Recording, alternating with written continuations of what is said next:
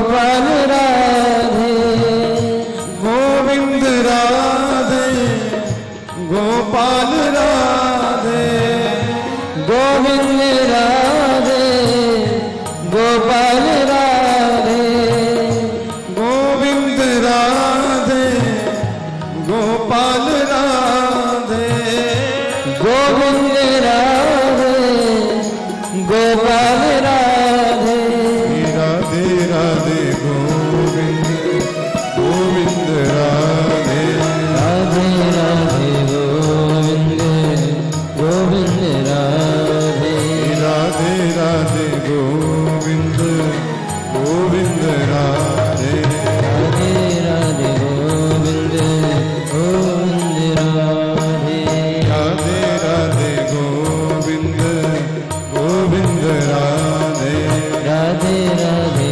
गोविंद गोविंद राधे गोविंद राधे गोपाल राधे गोविंद राधे गोपाल राधे गोविंद राधे गोपाल राधे गोविंद राधे गोपाल राधे श्री राधे राधे गोविंद गोविंद राधे राधे राधे गोविंद गोविंद राधे श्री राधे राधे गोविंद गोविंद राधे राधे राधे गोविंद गोविंद राधे राधे राधे गोविंद गोविंद राधे राधे राधे गोविंद गोविंद राधे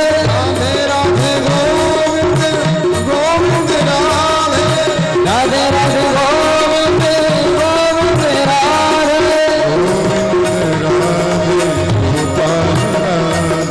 गोविंद राधे गोपाल राधे गोविंद राधे गोपाल राधे गोविंद राधे गोपाल राधे गोविंद राधे गोपाल राधे राधे राधे गोविंद गोविंद राधे राधे राधे गोविंद गोविंद राधे राधे राधे गोविंद गोविंद राधे राधे राधे गोविंद गोविंद राधे राधे राधे गोविंद गोविंद राधे राधे राधे गोविंद गोविंद राधे राधे राधे गोविंद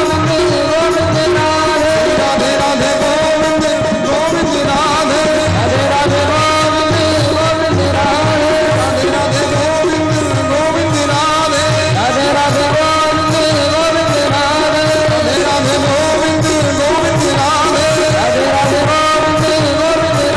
गोविंद राधे गोपाल राधे गोविंद राधे गोपाल राधे गोविंद राधे गोपाल राधे गोविंद राधे गोपाल राधे गोविंद राधे गोपाल राधे गोविंद राधे गोपाल राधे गोपाल राधे गोपाल राधे गोपाल राधे गोपाल राधे गोपाल राधे श्री राधे श्री राधे जय जय श्री श्री राधे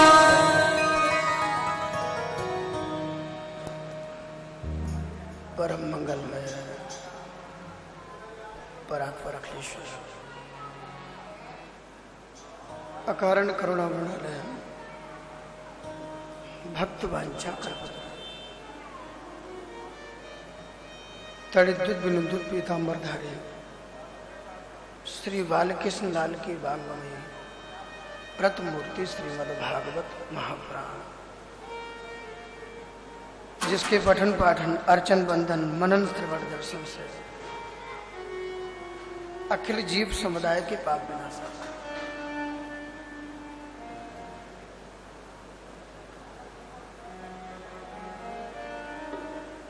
सौनक जी ने सूत जी से अनेक प्रश्न किए हैं।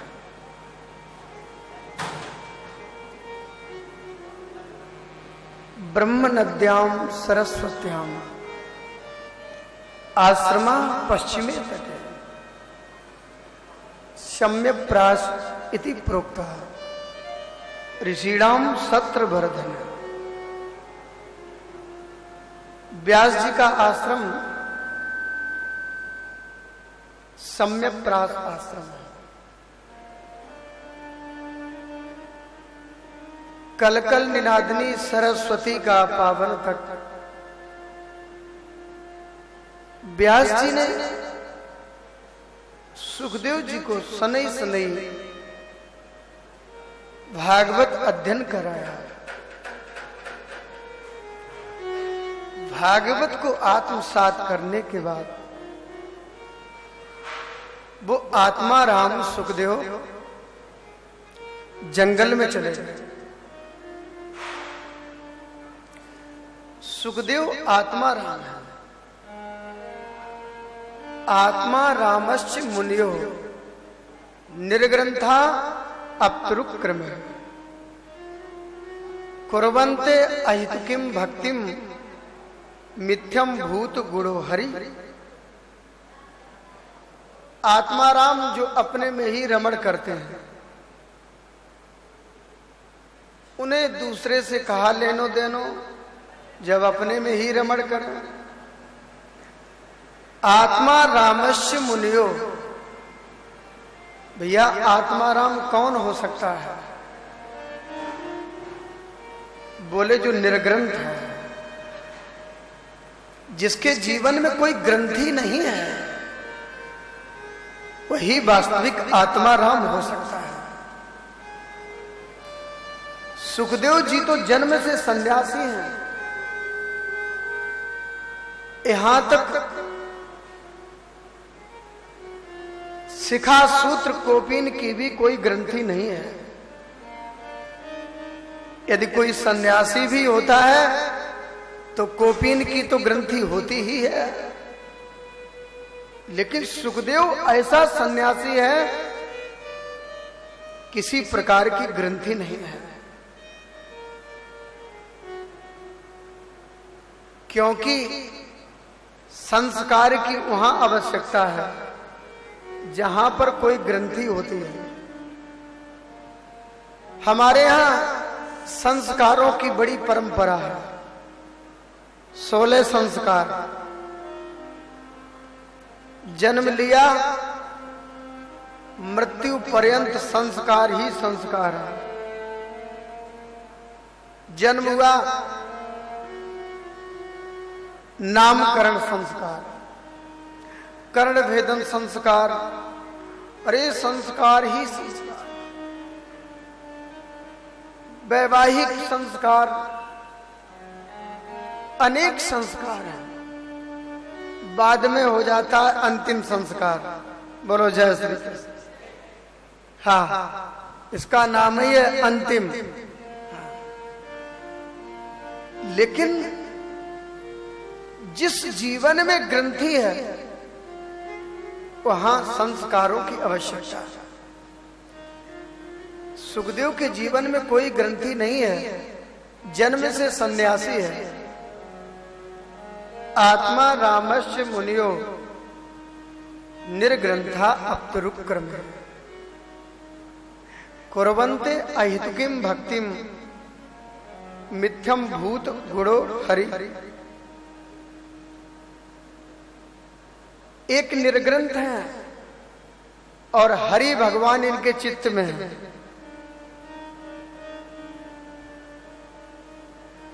लेकिन ऐसे आत्माराम भी कुर्वन्ते अहितुकिम भक्तिम, वो भी हेतु रहित भक्ति करते हैं। भक्ति भी 2 प्रकार की होती है, एक मल भक्ति और एक अमल भक्ति। मल और अमल, जिसमें कोई मांगने की कामना हो उसे मल भक्ति कहते हैं। जिसमें कोई कामना नहीं, सिर्फ भगवत प्रेम, वही अमल भक्ति है। सुखदेव जी तो परमहंस हैं। आत्मा रामश्च मुनियो निर्ग्रंथा अप्तरुक्रम कुर्वन्ते अहितुकीम भक्तिम मिथ्यम भूत गुणो हरि। ये आत्मा राम मुनि है। बोलो जय श्री कृष्ण। जय श्री कृष्ण। निर्ग्रंथ है, हेतु रहित भक्ति करते। अहितुकी अहितुक्या अप्रतिहता। ऐसे आत्मा राम सुखदेव जी ऐसी भक्ति करते हैं। जो आत्मा राम है वो भी बिना भक्ति के नहीं रह सकते। उन्हें भी भक्ति तो करनी ही पड़ती है। बोलो जय श्री कृष्ण। जय श्री कृष्ण। आइए 2 मिनट भगवान नाम लेते हैं, फिर आगे चलते हैं। जय गिरधर गोपाला। जय राधे राधे राधे जय गिरधर गोपाला। जय राधे राधे राधे जय गिरधर गोपाला। जय राधे राधे राधे जय गिरधर गोपाला। जय राधे राधे राधे जय गिरधर गोपाला। जय राधे राधे राधे जय गिरधर गोपाला। जय राधे राधे राधे जय गिरधर गोपाला। जय गिरधर गोपाला। जय गिरधर गोपाला। जय गिरधर गोपाला। जय गिरधर गोपाला। जय गिरधर गोपाला। बोलिए गोविंद भगवान। जय आत्मा रामश्च मुनियो निर्ग्रंथा अप्तृक्रमे कुर्वन्ते अहितुकीम भक्तिम मिथ्यम भूत गुणो हरि। आत्मा राम सुखदेव जी जो अपने में रमण करते हैं, अपने में रमण करते हैं, बाहर उनका चित्त नहीं है। ऐसे सन्यासी सुखदेव जी हैं। हरैर्गुणा क्षिप्तिमति भगवान बादरायणी। बादरम अयनम यस सा बादरायणी। बादरायण व्यास जी हैं और बादरायणी श्री सुखदेव जी को कहा है। जो बेर खा करके ही काम चलाते हैं जी, ऐसे ही बादरायण है।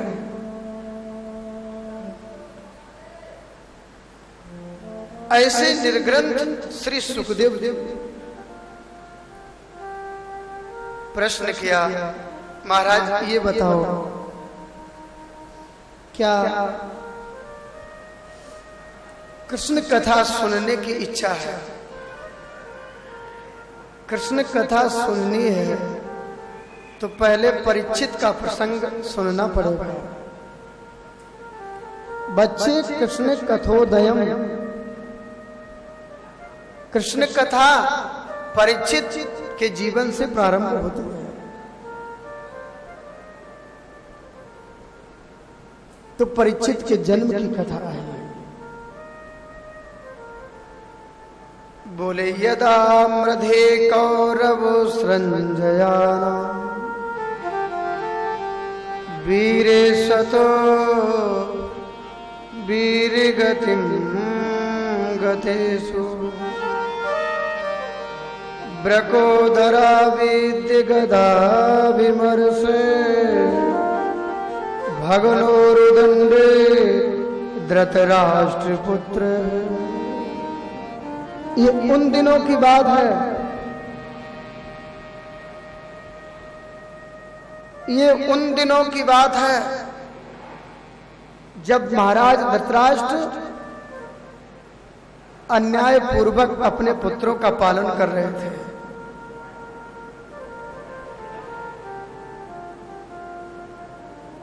बहुत कुछ कहा, एक भी नहीं मानी। यहां तक महाभारत का समर पैदा हो गया। धृतराष्ट्र, धृत अर्थात कपटी, राष्ट्र अर्थात संपत्ति। जो दूसरे के हक को दबाता है उसे धृतराष्ट्र कहते हैं।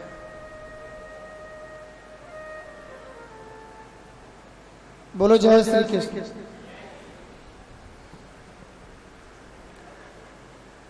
उसे धृतराष्ट्र कहते हैं। धृत अर्थात कपटी और राष्ट्र अर्थात संपत्ति। जो दूसरे के संपत्ति पर कब्जा करे, नियत में जिसके खोट हो, उसे धृतराष्ट्र कहते हैं। बोलो जय श्री कृष्ण। ऐसा ही वो धृतराष्ट्र है।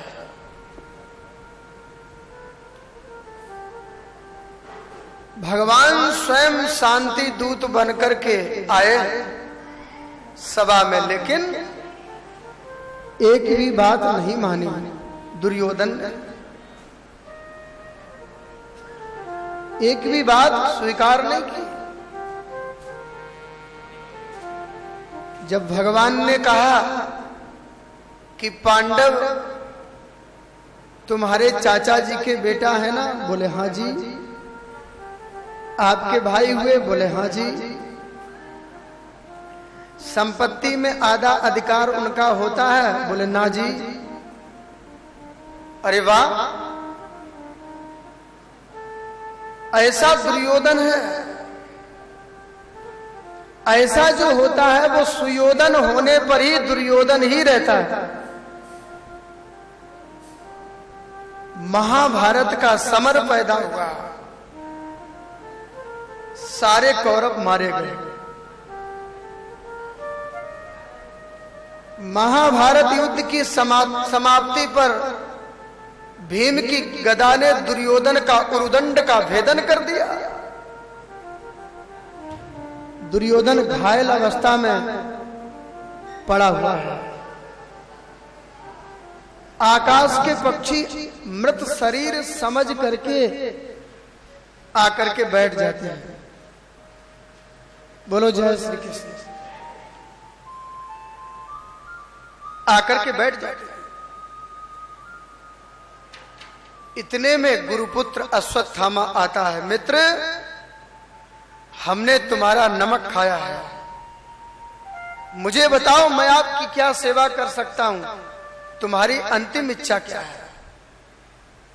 जो दूसरे को रुला करके प्रसन्न होता है वो अगले जन्म में सर्प बनता है। बोलो जय श्री कृष्ण। जय श्री कृष्ण।